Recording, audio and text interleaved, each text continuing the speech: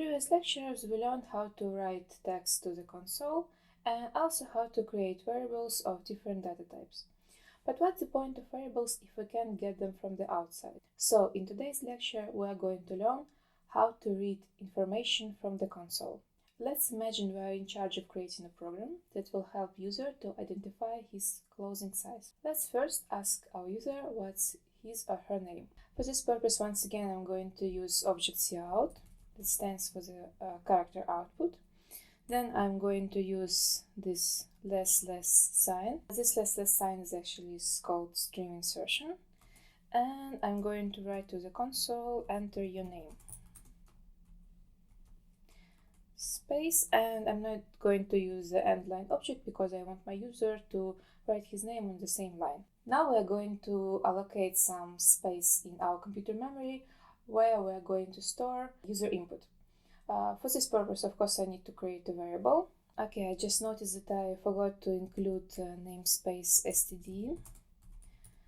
Of course, it's not a big problem if we don't include it, but in this case, we would need to call it directly in this code, and I want to skip it for now. So let's include this namespace and create our variable with the type string, and the name of my variable will be username. And now we're going to read this username from the console, and for this purpose we need to use object scene that stands for the character input, and after scene you need to put stream extraction sign, which is bigger, and write the variable where you want to store your input. And now let's check that everything is fine, that we correctly write our username. So let's once again write to the console the greeting for our user. Hello, username. And also let's put here end line. Okay, now let's build and run our program. Okay, you see the output in our console. Enter your name. So let's enter my name, Diana, and press enter. And you can see the result, hello Diana. At first you may confuse the direction of the stream extraction and insertion signs, but it's actually quite easy to remember. Think about the direction of your stream. If your information is moving from the variable to the console or from the console to the variable.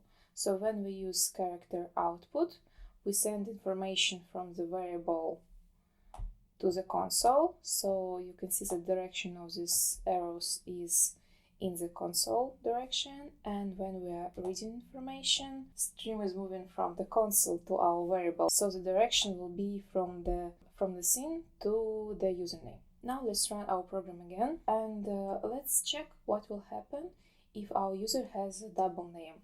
Let's say my name is Anna Maria, and press enter, and you can see the result. We stored only the first part of our username, Anna, and we ignored the second part of her name, Maria. Of course, we can create the second variable. Let's call it string username2, and with the scene we can read two variables at the same time. First username, and then username2. And here in the output, we will correct it as well. Put here space and username2. Now let's try to build and run this program. So once again, enter our name Anna Maria. Press enter, and you can see the result. Now we have two variables. First one stands for Anna, second one for Maria. So this is something you should keep in mind. If you want to read several variables from the console at the same time, this extraction sign will treat all white spaces as a separator between your variables' value. So if I want to read several variables, I should separate them with a space or with a tab or with the end line. To show you this, and now let's separate Anna Maria not with a space but with the end line character.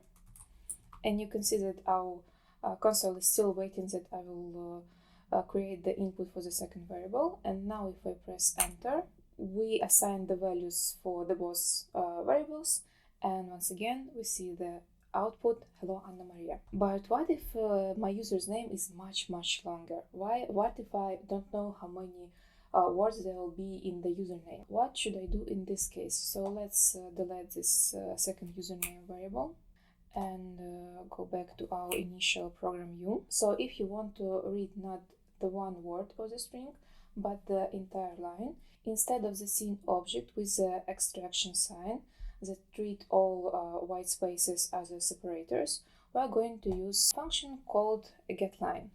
We are going to discuss functions in more details in the future. Right now, just follow the syntaxes, write the name of the function getLine, open the round bracket, and inside of the round bracket we are going to write our stream scene and the name of the variable where we are going to store our line username.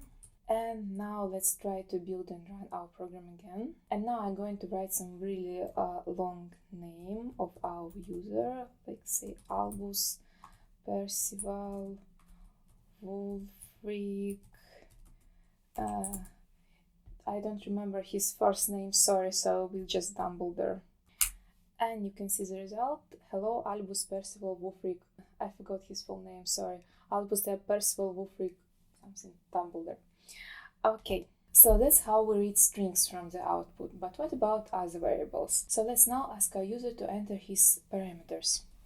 So I'm going to write to the console, enter your parameters, let's enter your boost, waist, heaps. Sorry if I made any typos. I should add here a note that you should enter this in centimeters. So now I want to create variables where I'm going to store boost, waist, and hips measurements, and since it will be a whole number, I suppose I will create 3 integers. So when you want to declare several variables at the same time, you actually can do it in one row. Just write the type of your variable and their names.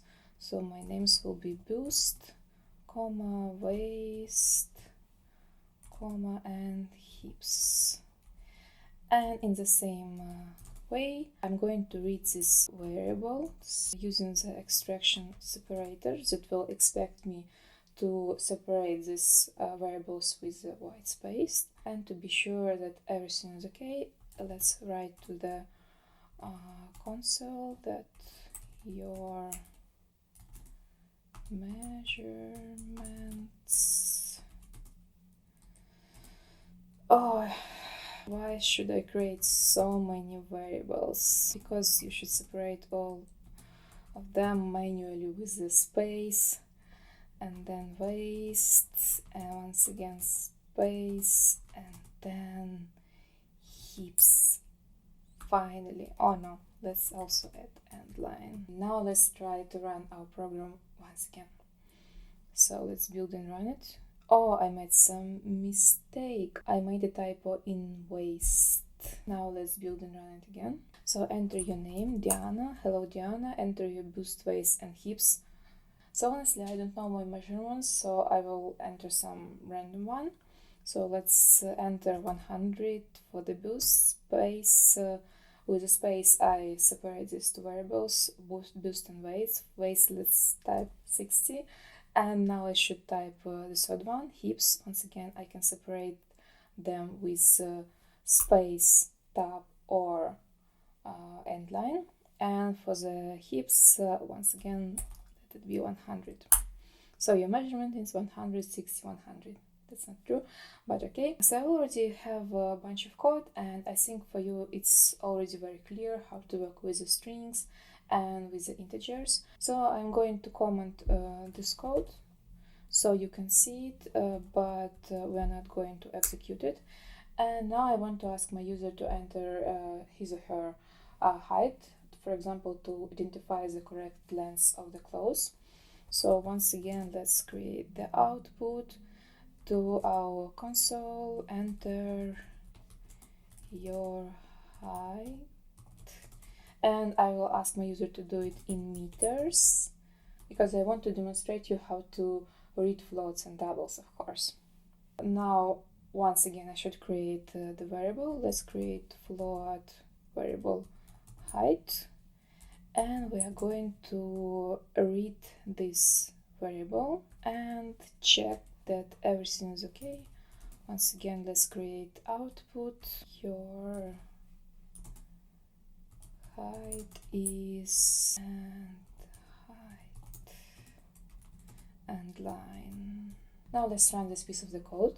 So my program is asking me to enter my height in meters. Now I should enter floating point number. You might saw that in different sources the separation between the whole part of the number and the fraction part might be dot or comma.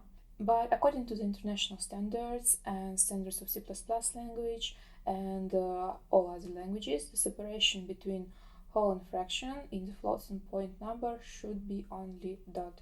If you try to enter a comma, it may lead to some unexpected results. So let's enter my height 167, and you can see the result that my height is 167 meters. Let's add the word meters here. And now let's check what will happen if I try to use comma as a separator between whole and fraction part of my number. If I try to enter something like 1,87, you can see the result. Our console see comma, and it understands that comma can't be the part of the floating point number, because in floating point number there could be only digits and dot. So it just read 1, and we got this error. Next, I want to demonstrate you how to read chars from the console. So I'm going to ask my user to enter the closing size he or she already has, and we are going to assume that our store is like really bad, not flexible, some super high fashion store that has only 3 sizes, S, M, and L. But you understand, of course, we are going to do it just to demonstrate you how to read char. So once again, create output, enter closing size you usually were, and now I'm going to create char variable.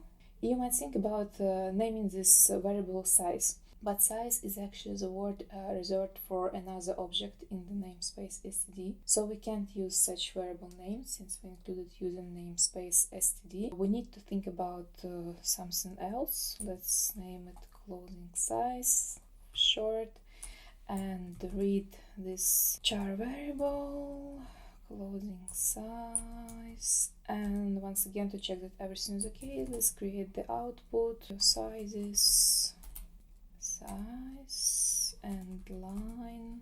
Let's build and run our program. Okay, enter closing size you usually were. Let's say M. Your size is M. Okay, perfect program. Okay, so reading one char from the console is quite straightforward.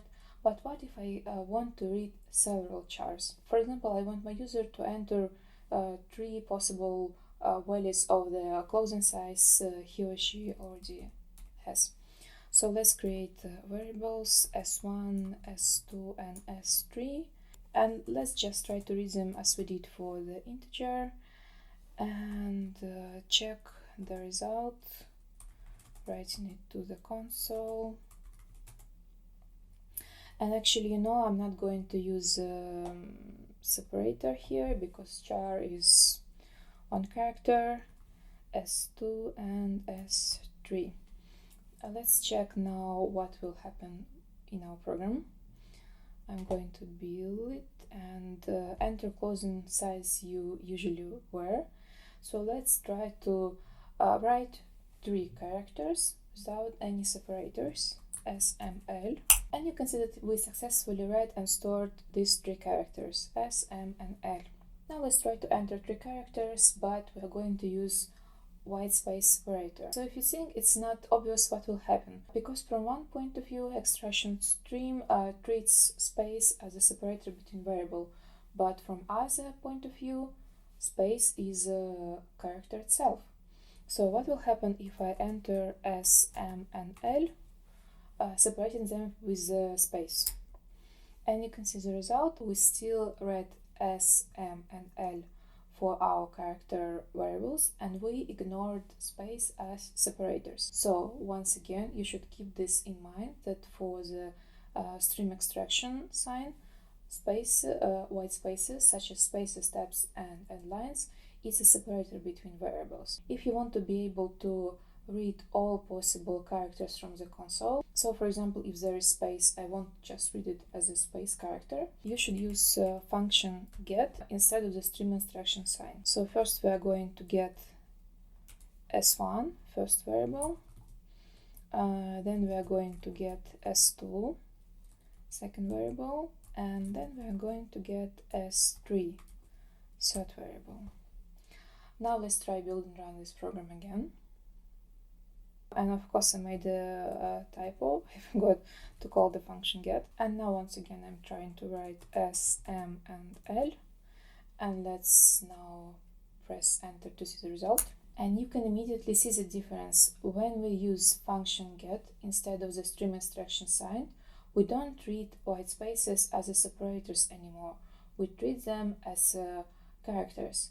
And what I did here, I wrote the first character S to the first variable, space to the second variable, and I wrote M to the third variables. And since in my code I read only 3 characters, I have the result S space M. You also remember we had such a cool data type as boolean, and we already discussed that bool variable that stands for the true and false actually is 1 bit of the memory that is equal to 0 or 1, where 0 stands for false and 1 stands for true. So that's exactly how you can read a bool variable from the console. Just put 0 for false and 1 for true. So let's write to the console are you satisfied with our services? 1 for yes and 0 for no. Create the bool variable where you're going to store your answer, and now we're going to read answer of our user. And to check that everything is okay, let's write thank you for your, put here answer mark and put end line. Let's build and run our program. You can see that, okay, in this lesson we had lots of examples where I made a typo, and we see errors in the build messages. I forgot to put semicolon. This is a perfect example to demonstrate you why it's so great to work in the IDE, not in the text editor. If I made such mistake as forget some semicolon in the text editor, I would look for it for ages. Let's build and run our program again. Are you satisfied with our services? I will put yes, and thank you for your 1 mark. In this lesson we learned how to read different data types from the console. And now I have another home assignment for you. So try to create console application for a dating app. Ask your user about his or her name, maybe add some questions for the height, hobbies, and so on. And I'm going to wait for your code examples in the comment section.